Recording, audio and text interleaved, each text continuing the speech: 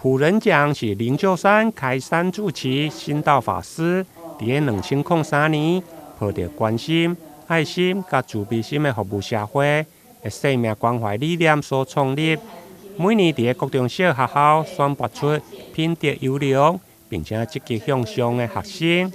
今年台南区总共有157名学生透过老师来报名，经过志工的资料审查，并且亲自家庭访问加评量，最后选出108名学生获奖。今年是灵鹫山普仁奖迈入第20年，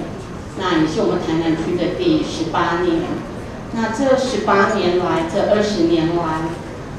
就是我们透过了这个普仁奖，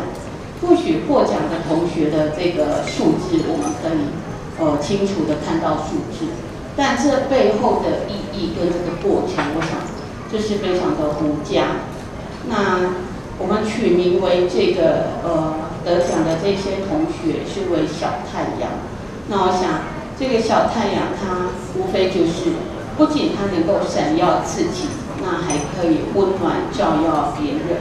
在颁奖的当天，首先由着6家国小的武术队带来精彩的表演，包括市长黄伟哲、各区的区长、议员拢到场出席。活动中，主办单位嘛特别感谢各中小学校的支持，并且颁发品德推广的楷模奖，予连续3档拢有学生上榜的学校。台南新闻林根采访报道。